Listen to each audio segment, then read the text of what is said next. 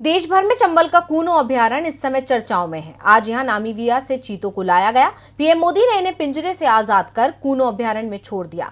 इस समय श्योपुर जिले का कूनो राष्ट्रीय उद्यान जितना चर्चाओं में है, उतना ही ये विवादों में फंसता जा रहा है।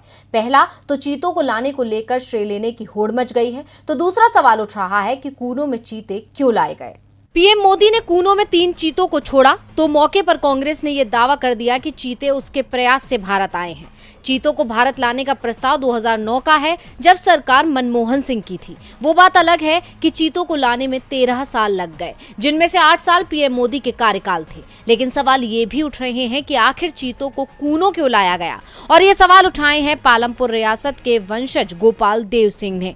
उन्होंने दावा किया कि कूनो का जंगल चीतों के लिए अनुकूल नहीं है और हमारे पूर्वजों ने इस जमीन को चीतों को बसाने के लिए दान में नहीं दिया था। सरकार जबरदस्ती यहाँ चीतों को बसा रही है, इसलिए अब उनके पास अपनी जमीन को वापस मांगने के अलावा कोई रास्ता नहीं बचा है और उन्हें कोर्ट की शरण में जाना पड़ा है।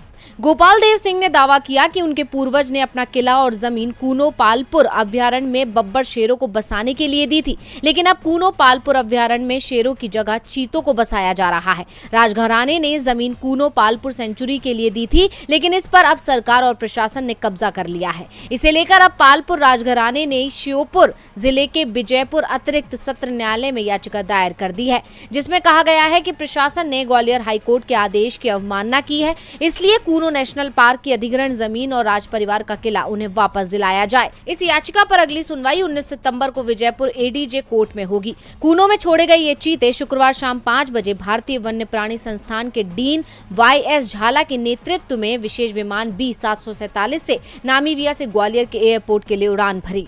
चीतों को लेकर विशेष विमान शनिवार सुबह 6 बजे एयरपोर्ट पर पहुंचा। यहां चीतों के रूटीन चेकअप के बाद 7.10 हेलीकॉप्टर से चीतों को कूनो नेशनल पार्क पहुंचाया गया। लाए गए 8 चीतों में से 5 मादा और 3 नर हैं। इसमें 2 सगे भाई हैं। कूनो लाए जा रहे चीतों की उम्र 2.5 से 6 साल के बीच है।